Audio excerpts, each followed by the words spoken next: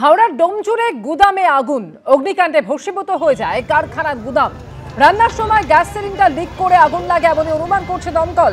দমকলের ঘণ্টাখানেকের চেষ্টায় আগুন নিয়ন্ত্রণে এসেছে বলে জানা গিয়েছে। ঠিক আছে, আমি তোমাকে সকালের মধ্যে মালের স্যাম্পলটা পাঠিয়ে দিচ্ছি।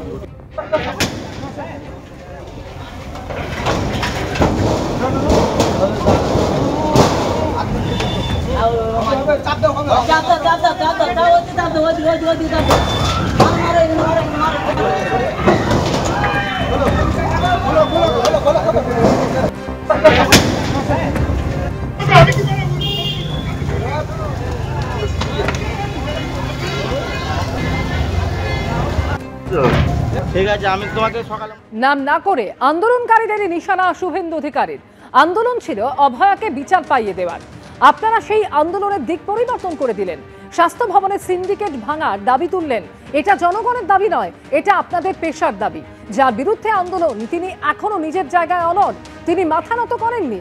আপনারা তার বাড়িতে আলোচনা করতে চলে গেলেন। অরাজনৈতিক তকমা দিতে প্রধান বিরোধী দলকেই আন্দোলনে ঢুকতে দেওয়া হয়নি। এই সব করিয়েছেন মমতা বন্দ্যোপাধ্যায়। আক্রমণ করলেন শুভেন্দু অধিকারী।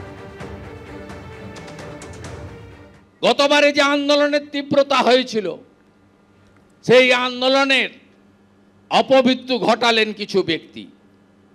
আমি তাদের নাম না করে তাদের মঞ্চকে সম্মান দিয়েই বলবো, আন্দোলনটা ছিল অভয়ার খুনি, ধর্ষক এবং প্রমাণ লোপাটকারীদের চূড়ান্ত শাস্তি। তার পরিবার সেই দাবি করেছিল, জনগণের সে দাবি ছিল। আপনারা তাকে কনভার্ট করলেন কি স্বাস্থ্য ভবনের সিন্ডিকেট ভাঙতে হবে। এটা তো জনগণের দাবি ছিল না, এটা আপনাদের প্রফেশনাল দাবি ছিল। এটা সেকেন্ডারি হতে পারত। আপনারা লুকিয়ে চুরিয়ে মমতা বন্দ্যোপাধ্যায়কে নিয়ে চলে গেলেন স্বাস্থ্য ভবনের সামনে। যার বিরুদ্ধে আন্দোলন, তিনি তার জায়গায় এখনো দাঁড়িয়ে আছেন। তিনি মাথা নত করেননি। তার দম্ভ, উদ্ধত, অহংকার এতটুকু পরিবর্তন হয়নি। তিনি একদম তার দমে আছেন। আর আপনারা স্টেট সেক্রেটারিয়েট নবান্নতে না গিয়ে তার বাড়িতে সন্ধ্যাবেলা চলে গেলেন আলোচনা করতে। একবার নয়, দুবার তিনবার করে। আন্দোলন ভেঙেছে। আন্দোলনকে অরাজনৈতিক তকমা দিতে গিয়ে রাজ্যের প্রধান বিরোধী দলকে আন্দোলনে ঢুকতে দেওয়া হয়নি। সব করিয়েছেন কে? এই মমতা বন্দ্যোপাধ্যায়। তাই এই লড়াইটাকে ঠিক জায়গায় নিয়ে যেতে হবে, নড়িয়ে দিতে হবে।